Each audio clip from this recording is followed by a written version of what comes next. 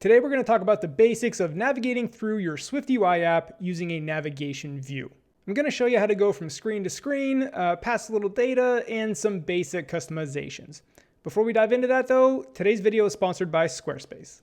Squarespace is a great way to showcase your work and get that iOS developer portfolio up and running very quickly, so head over to squarespace.com/SeanAllen to check it out.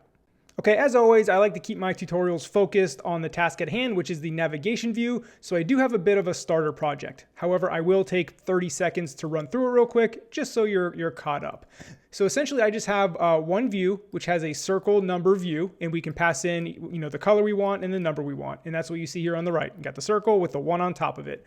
All that circle number view is a Z stack, right? With a circle shape. I made it 200 by 200. I gave it the color that we pass in, and then I put the text on top of the Z stack with that number, made the font white and gave the font, a size and font weight. And then here in our main content view, we're just using that circle number view, again, with the parameters of the color and the number to create that. And you'll see that's how we created going from screen to screen, how I get like the blue circle, the green circle, etc. Okay, so that is the starter project. Now there's two main setups for our navigation view. One is to actually create the navigation view, and then the second part is to tell it where to go when we tap a button or tap on a cell or whatever. Like what destination view do we want to go to? So those are the two steps. So let's handle the first one now. Let's create our navigation view. So here in our content view, which again is the screen you're looking at here, the circle number view, let's just wrap that in a navigation view. Navigation view, and then open close curly braces, and we'll do a quick cut and paste to get our circle view inside the navigation view. Now, you may not notice like anything changed. Our circle got moved down a bit, so you can kind of tell our navigation bar is there, but we need to give it a title to show what we want it to say. Now, we want to put the title on the elements inside the navigation view. Let me type that out and I'll explain that further. So on our circle number view, we can do .navigation title. You can see it just takes in a text. And we're going to call this red 1 with a capital O. Right, so now you can see our navigation. You're probably used to seeing this. This was introduced in iOS 11, these large navigation titles. That's what we have here. But your first instinct may have been to put the navigation title not on the circle number view, but down here on the actual navigation view. And you can see we get nothing. Well, a navigation view, if you're coming from UIKit, is essentially just the UINavigationController. And if you're not coming from UIKit, let me just give a quick 30-second explanation.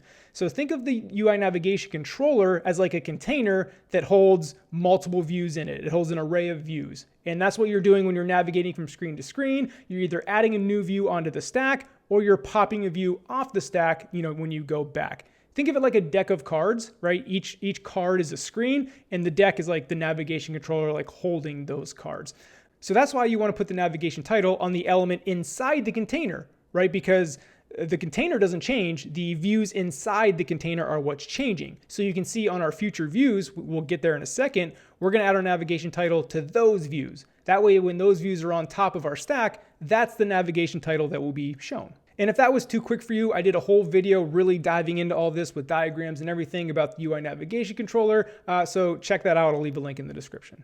Okay, now that we have our navigation title on our circle number view, you'll notice something happened when we added our navigation view, right? Our circle got pushed down a bit, and that's because our circle is still centered in the view, but the view doesn't include the navigation bar at the top. So that navigation bar is taking up space. So just a quick little UI thing. It really doesn't have anything to do with the navigation view. I'm going to add a little bit of an offset to our circle view just to bump it up a little bit. So offset, we don't care about the offset X.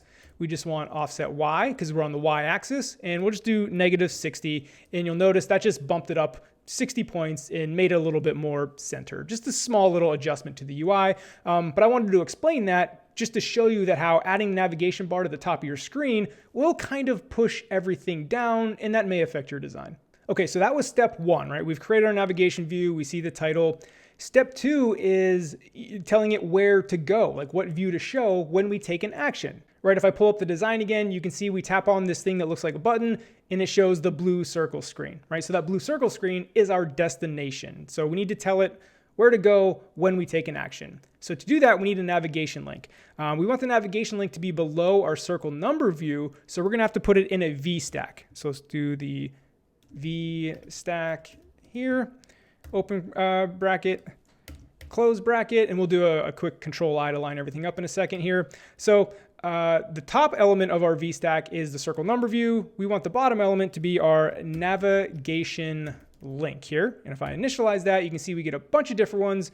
For the sake of this tutorial, we're just going to do destination and label. And hopefully that destination word is ringing bells here, because that's what I said. We need to tell it where to go, essentially.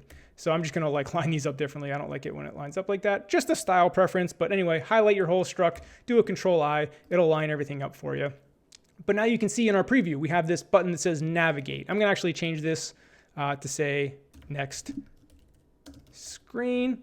There you go. And then, okay, so the destination right now is just a view, a text view that says destination, but we can actually test this now. We have the basics of our navigation in place. So if I hit the little play button on the preview here, if I hit next screen, you can see it's just a text view of destination. That's not what we want. We want those circles, again, to represent, each screen. But maybe you notice all we need to do is pass in a view here for the destination, but we just need to create that view. So we're going to create a red 1 view, blue 2 view, green 3 view, right? That's what you saw in the design in the beginning. So first off, let's take this content view here. We're going to name this red 1 view. So right click, refactor, rename, and you'll see we get the nice Xcode renaming tool. So change this to red 1 view, and you'll notice it changes it wherever we need to change it. Hit the rename button and we're good. I lost my canvas, bring the canvas back out, make it not ridiculously large, hit resume, there we go. Make it back to 75%. Okay, so this is just right where we left off. Now what I'm going to do with some tweaks is we're going to create our blue 2 view and our green 3 view. Now I'm using these very simple views, but imagine if you had an onboarding flow or just some flow in your app, red 1 view, blue 2 view, green 3 view. These are all just completely separate screens. So just imagine you have individual screens navigating through your app. That's what these represent. So let's create our blue 2 view. For that, I'm going to copy and paste here. And again, you could put this in a whole separate file if you want. Again, for the sake of the tutorial, I'm going to keep it all right here. But let's rename this blue 2 view. And again, instead of the circle being red, it's going to be blue. And I know this is not refactored perfectly. You could write this nicer. Just an example. I don't want to waste time refactoring. I want to keep this focused. So instead of the navigation title being red 1, navigation title is now blue 2. We still want to offset it and move it up. The navigation link we'll keep for now, but we are going to change that. I just wanted to create this blue 2 view so we had some place to go when we tapped our button. Now, I've made a mistake. I don't know if you've noticed it, but remember I said the navigation view is like a container? Well, if you look, I have a navigation view on my blue 2 view as well, because I just copy and pasted. Well, that's going to cause issues. Let's actually hit resume. Let's run our preview and take a look at what's going to happen, right? So we're going to run the preview here. When I hit next screen, we're going to go to blue 2 view. No, we're not, because I didn't change the destination. So let's change our destination on our navigation link in red 1 view to blue 2 view. Okay, so now the destination is blue 2 view. That's where we're going to go now. So now when I hit next screen, you can see blue 2 view, blue circle, all that good stuff. That's expected. However, look at our navigation title. It got pushed down. Well, that's because we have 2 navigation bars in there, right? Because our red 1 view has a navigation view, and then we pushed another navigation view onto the stack. So they're nested. That's not what we want. I can't think of a reason why you would want to do that. Never do that. So in our blue 2 view, let's delete the navigation view here. Make sure we delete the extra curly brace. Again, highlight it all. Do a quick Control-I to line it up. Cool. Hit resume. Now when I hit next screen, now that's the look we kind of expect, right? We don't want that blue 2 to be pushed down. And as you can see, typical navigation, we have red 1 up there. We can hit back and go to the red 1 screen, right? Go to the blue 2, red 1. Now you'll notice our navigation link is just this generic blue link looking thing, right? We don't want that. We want to stylize that a bit. Well, that's the cool thing about navigation link here is whatever is in this label closure, this view builder, you can customize however you want, right? It's kind of like a view. So let's customize our text to make it look, like that tappable button. So the first thing we're going to do is make it .bold. We want bold text. And then we're going to do .frame with a width and height of 280 by 50. This is just the typical button size that I like. And you're going to see it's going to look like the typical default Apple button. This is all pure stylistic subjectiveness. Style it however you like. But .frame, and then we're going to do .background color. It's going to be color .blue because that's the screen we're going to. That's why I colored it blue. And then .foreground color. This is the color of the text. .white. There you go. And then we'll add just a little bit of a corner radius to it. We'll say 10, just to give it a little bit of rounded edges. So there you can see, we just quickly styled our button. But again, I wanted to point that out.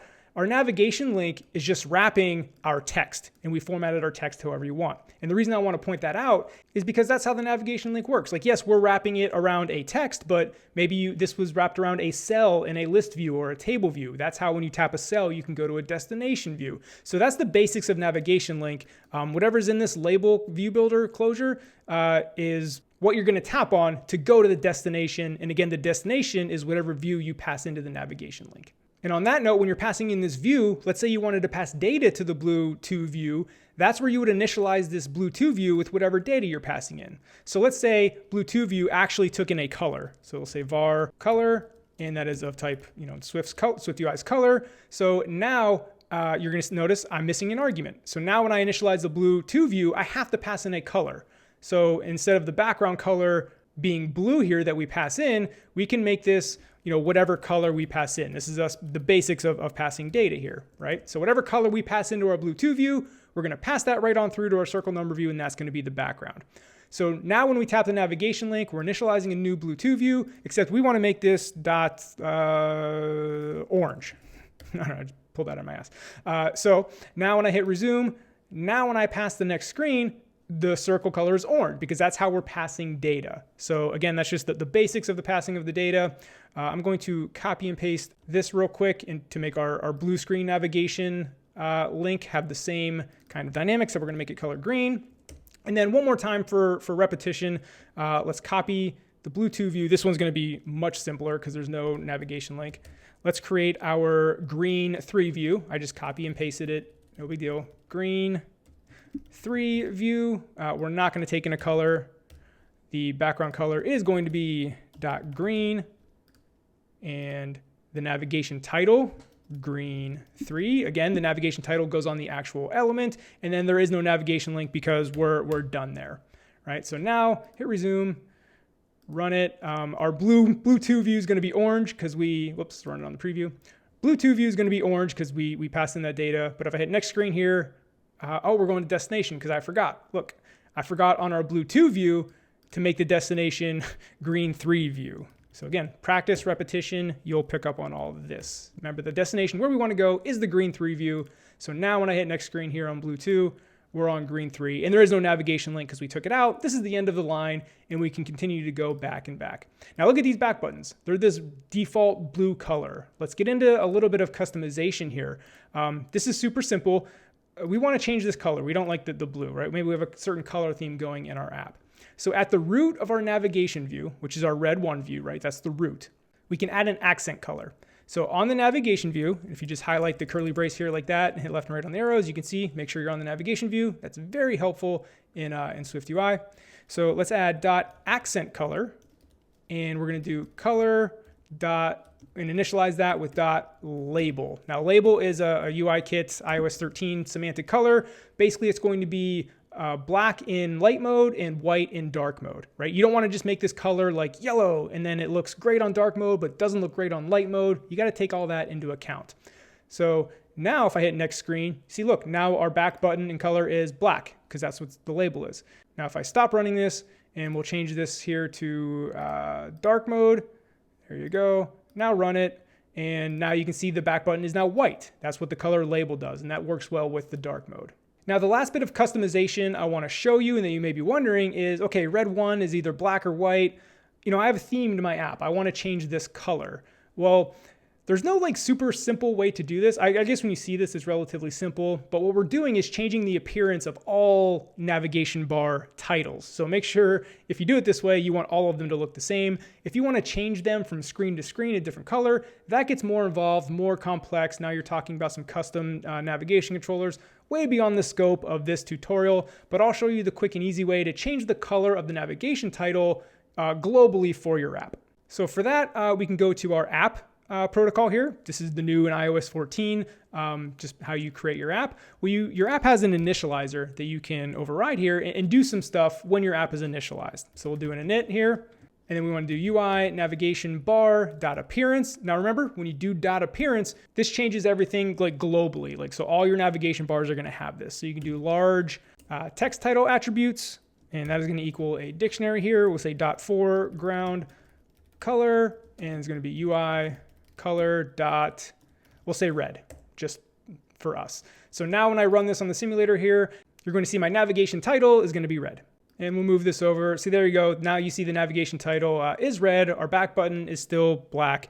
If I do Command-Shift-A, we can go from dark mode to light mode. So now you can see the color being changed. And then one last thing I forgot to mention, let's go back to our code here on our red 1 view, is the, hit resume. So the navigation title, stop that. The navigation title defaults to that large text, right? Like I mentioned earlier, that's like the new default in iOS 11. You can, however, go back to the old, inline one is what they call it. And for this, we'll just redo the initializer. I don't know, this is just maybe a habit of mine. I just find this to be safer and works most of the time. And you can see down here, we have navigation bar title, text, and then display mode. So we'll do the title again, red 1, display mode, dot inline. Right, and you should see this update, right? So now you see this is like the old style navigation bar, right? Just it's filled in, has small text. There you go. Now sometimes you need that because sometimes the large title, which again is the default, I'll delete that. Like sometimes that just takes up way more space than you want. So there is a use case to go with inline. So that's how you go back and forth. Now, if you're here learning how to navigate through your SwiftUI app, that means you're an iOS developer, and showcasing your work in a great way can really help you land that next job or get that next contract. And that's where today's sponsor comes in, Squarespace.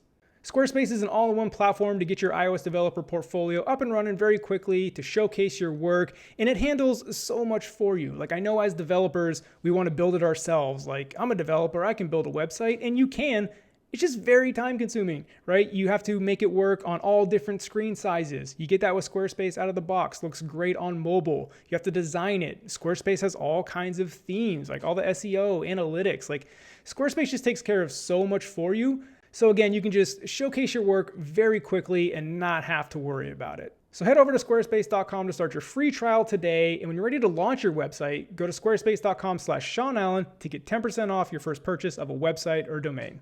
All right, that wraps it up for Navigation View in SwiftUI. Hope you enjoyed it, and we'll see you in the next video.